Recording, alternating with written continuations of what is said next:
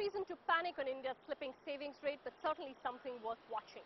Now, one reason why parents like to save is because they want to send their children abroad to study in one of those Ivy League universities, the Harvards, the Yales, the Stanfords, and so many more options out there. But these come at a cost, and most students will want to work afterwards to try and justify that cost.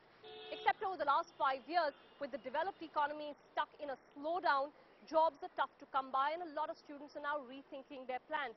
Add to that a weaker rupee, and that means that a dream of a foreign degree is remaining just that for many, a dream. Nikhil Inamdar has the story.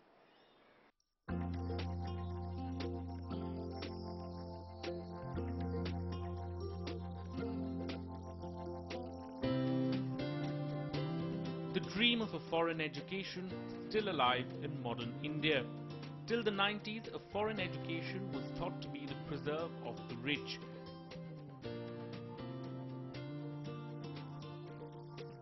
But as the Indian middle class prospered in the aftermath of liberalization, more and more students started to leave Indian shores to study in campuses like these in countries like the US, UK, Australia and Canada. At last count, nearly 2.5 to 3 lakh students were leaving to study abroad every year, a number that has grown at 20% on an average over the last 5 years, with spending on studying abroad hitting a whopping $15 billion. But slowly the tide is turning. Developed economies are stuck in a deep slowdown and jobs are hard to come by, leaving Indian students to wonder whether it's worthwhile to stretch their resources and spend precious time filling out long application forms like these for a foreign degree. The dilemma has led to a steep 20% fall in applications to foreign universities this year.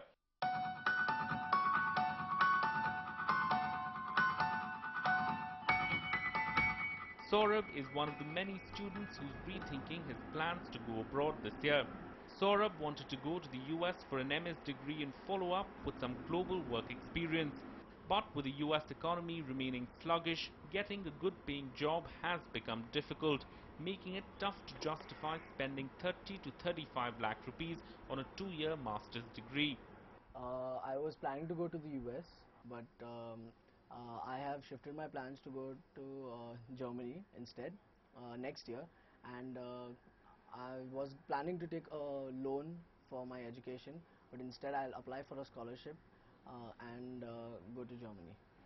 Applications to the US, which accounts for nearly half the number of students studying abroad, have seen lower growth this year due to the slowdown. But other factors have played a role as well. For instance, the UK recently withdrew its 2-year work-study permit, which has led to a 25% fall in applications to UK universities. In Australia, concerns over instances of alleged racism are deterring students from going down under, leading to a 20 to 25% fall in applications from the peak. Australian numbers dropped from 55,000 annually in the two major intakes that they have, to as low as 7,000-8,000. Now the trend is picking up, but those students who were going to Australia didn't not go. They went off to Canada, which is experiencing a great growth. Canada has been galloping ahead, maybe 15, 18, 20% growth year on year. New Zealand picked up some, Ireland benefited, Germany, France benefited. Adding to the woes of students has been the decline in the Indian rupee, which has pushed up the cost of a US education by nearly 25% in the last 1 year alone. We get a marketing specialty. Dhwani, for instance, has applied to Ivy League colleges like Harvard and Yale for a medical externship, but says her budget has gone for a toss.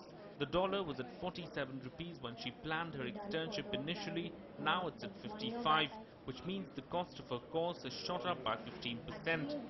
When we started applying and planning out things, that time the rupee dollar conversion was 48 or so, and now when it's time for me to apply, it has gone up to 55.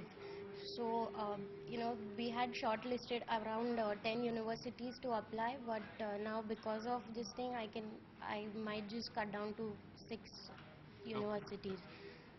But experts feel the slowdown could only be a temporary blip.